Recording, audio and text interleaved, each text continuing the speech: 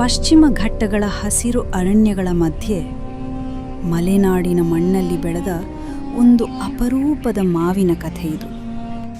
ಇದು ಅಪ್ಪೆಮಿಡಿ ಮಾವು. ಕರ್ನಾಟಕದ ಮಲೆನಾಡು ಪ್ರದೇಶದ ವಿಶಿಷ್ಟ ಕೊಡುಗೆ. ಗಾತ್ರದಲ್ಲಿ ಚಿಕ್ಕದು, ಆದರೆ ರುಚಿಯಲ್ಲಿ ಅತ್ಯಂತ ತೀಕ್ಷ್ಣ. ದಪ್ಪ ಸಿಪ್ಪೆ, ಗಟ್ಟಿಯಾದ ಹಣ್ಣು ಇದಿನ ವಿಶೇಷತೆ. ಅಪ್ಪೆಮಿಡಿ ಮಾವು ತಿನ್ನುವುದಕ್ಕಿಂತಲೂ ಉಪ್ಪಿನಕಾಯಿಗೆ ಪ್ರಸಿದ್ಧ. ಅದಕ್ಕೆ ಸಾಟಿಯೇ ಇಲ್ಲದ ಹುಳಿ ರುಚಿ.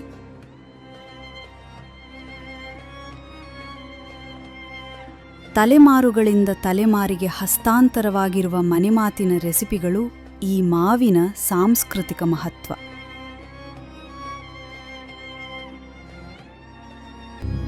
ಈ ವಿಶಿಷ್ಟತೆಯನ್ನು ಗುರುತಿಸಿ ಅಪ್ಪೆಮಿಡಿ ಮಾವಿಗೆ ಭೌಗೋಳಿಕ ಸೂಚಕ ಗುರುತು ಅಥವಾ ಜಿಐ ಟ್ಯಾಗ್ ದೊರೆತಿದೆ.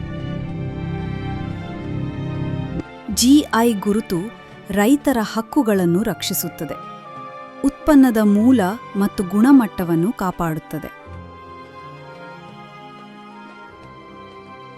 ಮಲೆನಾಡಿನ ಅರಣ್ಯ ಕೃಷಿ, ಸ್ವಾಭಾವಿಕ ಬೆಳೆ ಪದ್ಧತಿ ಮತ್ತು ರೈತರ ಶ್ರಮ ಈ ಮಾವಿನ ಜೀವಾಳ.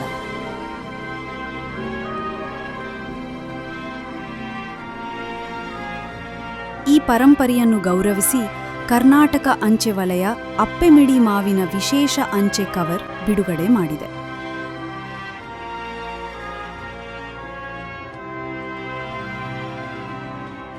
ಫಿಲಟಲಿ ಮೂಲಕ ಒಂದು ಕೃಷಿ ಪರಂಪರೆಗೆ ರಾಷ್ಟ್ರೀಯ ಮಟ್ಟದ ಗೌರವ ಸಿಕ್ಕ ಕ್ಷಣ ಇದು.